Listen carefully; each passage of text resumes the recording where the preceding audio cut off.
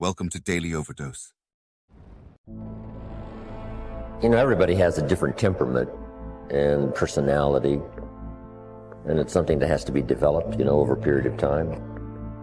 We all must deal with that dark side of our nature, the positive side of our nature, and it isn't that it ever gets done or finished, but that we should suppress those things that would cause us trouble, not only within ourselves, but cause us trouble with someone else. You're not aware of that conflict going on. Because conscious attention doesn't need ordinarily focus upon it. And so you don't get involved, and you're not anxious about what party is winning and what party is losing. They're keeping up a kind of balance.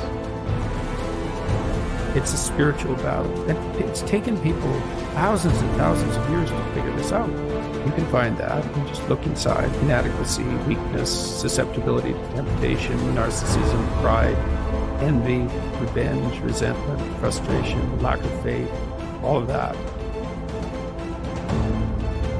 So we spend a lot of our energy, a lot of our time, a lot of our work and our thoughts on how much stuff can I get, how much can I accumulate.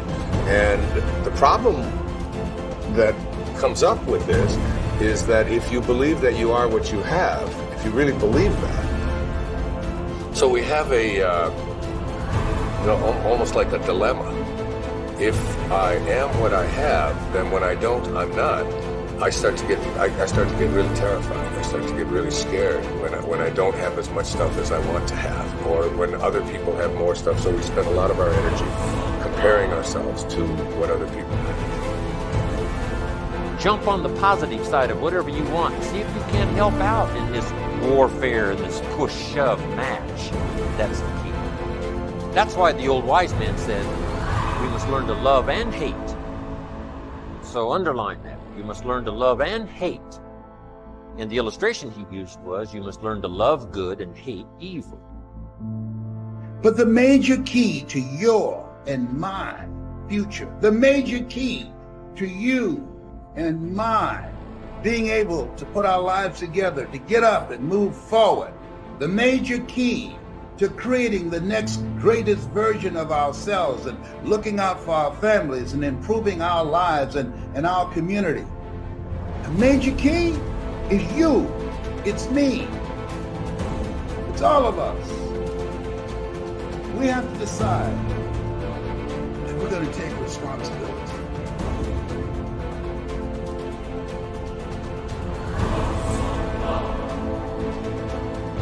So, what are the opportunities today? Probably one of the best forms of growth that we can work with now is cooperation and service to each other. The individual finds perhaps the greatest basic joy that there is in the human composition when he brings joy or releases joy through other persons. One of the simplest things we can do is to plan a program of helpfulness, a program of not thinking about ourselves, but earning the respect, admiration, confidence, and affection of other people. It is something to look back quietly upon a good deed that has brought security to another. And this type of backward looking is probably the most cheerful as possible. So service to others. If you do not know what to do, help someone in desperate trouble. Forget being deprived of a few hours of television or being requested to turn away from some ordinary leisure that you have planned. But try to see what you can do to help other people. Now, if you have special trained abilities in these matters, there are many opportunities that open themselves to the person who really wants to help. If you have music as a background and have the abilities, find some young people who want music and cannot afford it, And instead of sitting around gossiping or answering phone calls, take these young people and try to educate them or help them in their musical lessons. If you are in business, take young people who need business training. They will not get proper training in school, but they can get it from someone who has been through it and knows what is right and knows what should occur and what should not occur. Everyone can do something, and out of the best they have done themselves, share with another. Then there are things you can do for yourselves. If you are not in a position or do not feel equipped to work with other people, then work with yourselves. Develop those faculties and powers which are not functioning properly today.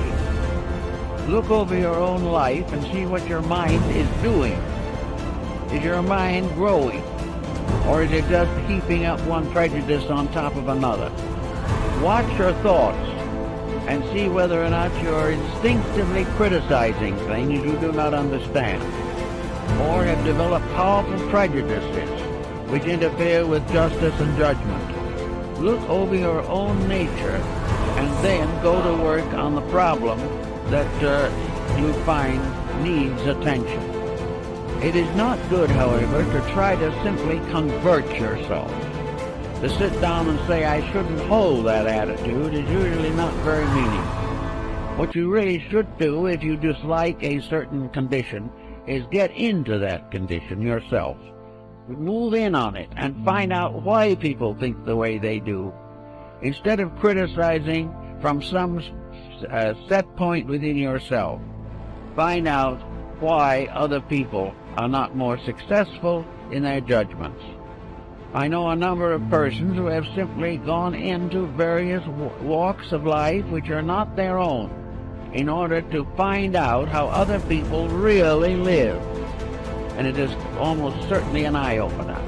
If you do not wish to go through all this, it then is the best attitude you can have is to believe firmly that every individual is doing the best he can for what he is.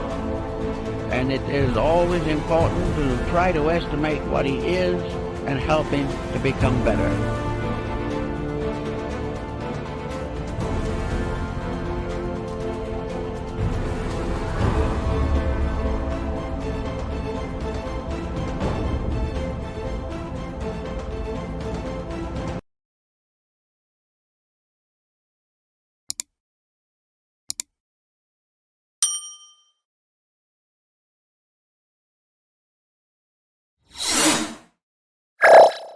Thank you for watching our videos. Please like and subscribe to our channel so you won't miss another video.